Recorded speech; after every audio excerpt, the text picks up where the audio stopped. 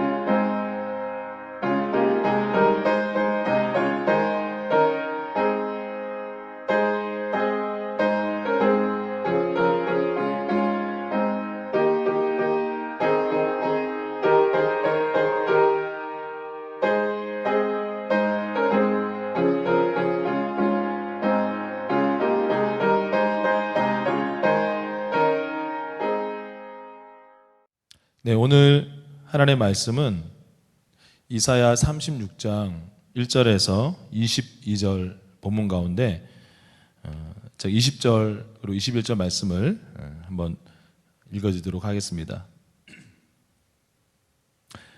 이 열방의 신들 중에 어떤 신이 자기의 나라를 내 손에서 건져냈기에 여호와가 능히 예루살렘을 내 손에서 건지겠느냐 하셨느니라 하니라. 그러나 그들이 잠잠하여 한 말도 대답하지 아니하였으니 이는 왕이 그들에게 명령하여 대답하지 말라 하였음이었더라. 아멘.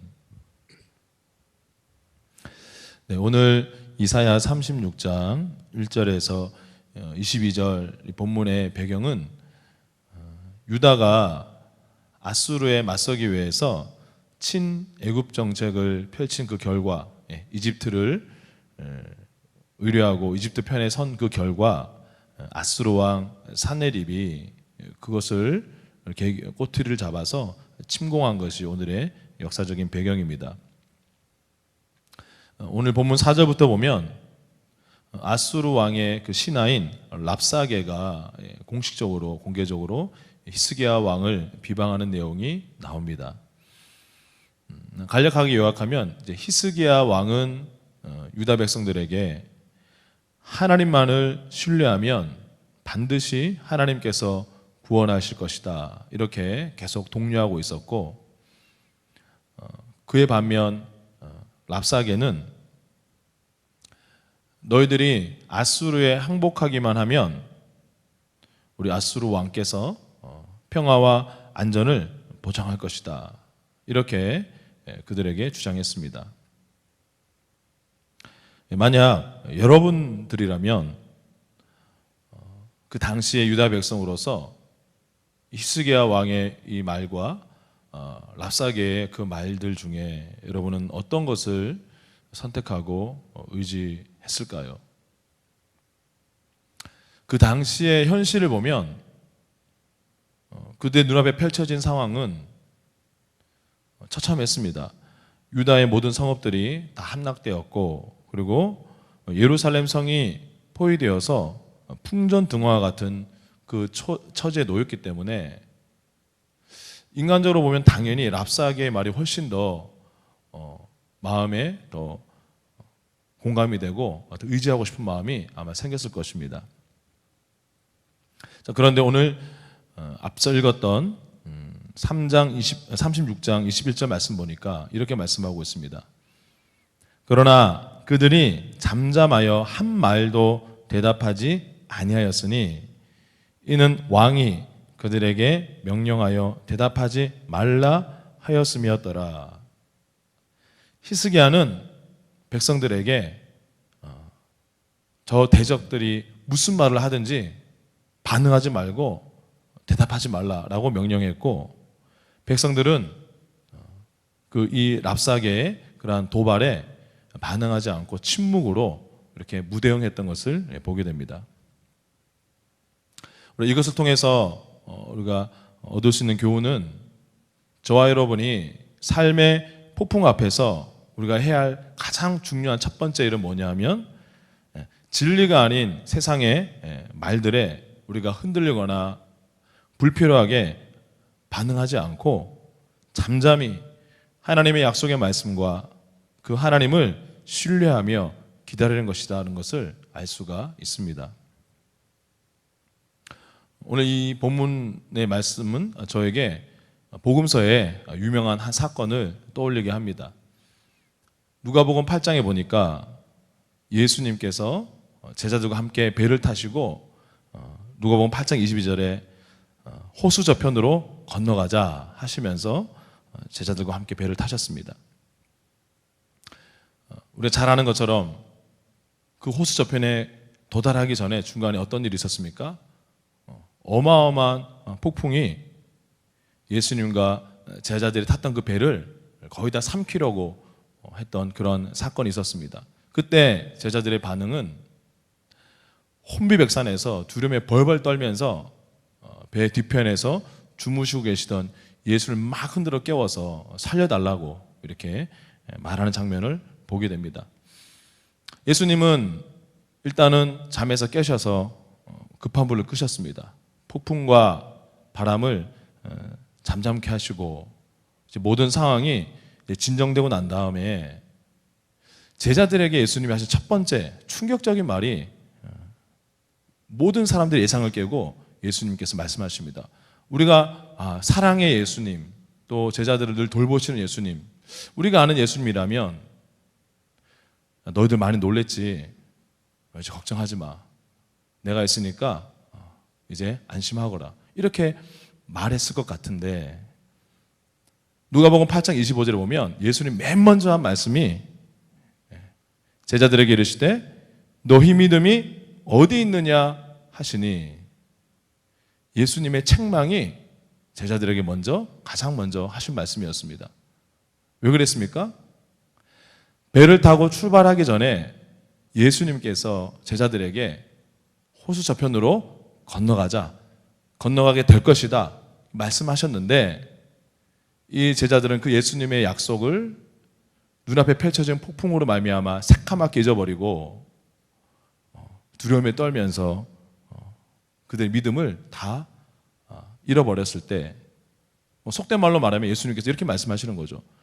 내가 분명히 너에게 우리가 호수 저편에 이를 거라고 이미 너에게 얘기했는데 도대체 너희들의 믿음은 다 어디다가 팔아먹었느냐, 그 말씀인 것입니다. 이렇게 하나님은 저와 여러분들의 그 믿음에 굉장히 중요한 아주 첫 번째 관심을 갖고 계십니다. 마지막으로 로마서 4장 20절 말씀을 읽고 마무리하겠습니다. 제가 한번 읽어드리겠습니다. 믿음이 없어 하나님의 약속을 의심하지 않고 믿음으로 견고하여져서 하나님께 영광을 돌리며, 사도 바울은 아브라함의 믿음의 조상 아브라함의 믿음을 아브라함이 어느 때든지 항상 먼저 하나님의 약속을 먼저 붙잡았다라고 설명하고 있습니다. 여러분, 이 코로나 시기에 또 태풍이 온 나라를 휩쓸고 간 이 날에 우리 삶에 어떤 도전에 직면하든지 우리가 보이는 것으로, 들리는 것으로, 내 오감이 느껴지는 것으로 불안해하거나 요동치 마시고, 오늘 이 본문에 나온 히스기야 왕, 또 그 왕의 말에 순종한 백성들처럼 견고한 믿음으로 하나님의 약속의 말씀의 그 줄을 단단히 잡고 묵묵하게 전진하는, 그리고 주님만 바라보며 우리가 믿음 가운데 평강으로 정진하는 저와 여러분 되시기를 주의 이름으로 축원드립니다. 기도하겠습니다. 하나님 아버지, 매일매일의 저희들의 삶 가운데도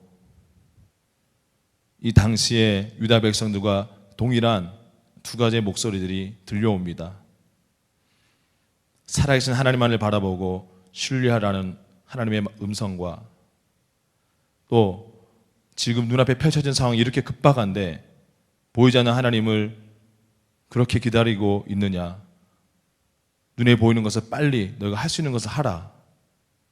이 두 가지 음성 사이에서 저희들이 늘 갈등하는 것을 보게 됩니다. 하나님, 이 아침에 주의 성령으로 저희들의 믿음을 더하여 주셔서 하나님의 진리의 말씀, 약속의 말씀을 잘 분별하게 하시고, 하나님, 아브라함과 같이 견고한 믿음으로 우리가 보이고 들리고 느끼는 것으로 선택하고 움직이는 것이 아니라 하나님의 진리의 말씀, 또 살아계신 하나님만 바라보며 우리가 그 믿음 안에서 요동치 않고 정진할 수 있는 우리 한 분 한 분들 되게 하여 주시옵소서. 예수 그리스도 이름으로 기도드렸습니다. 아멘. 이 시간 우리 함께 주여 한번 외치고 기도하겠습니다. 여러분들이 지금 어떠한 도전과 또 폭풍 앞에 있는지, 통과하고 있는지 알 수 없지만, 그러나 우리가 그 가운데 할 수 있는 가장 중요한 것, 하나님의 말씀 붙들게 하여 주시옵소서. 함께 이 시간 주여 한번 외치고 기도하겠습니다. 주여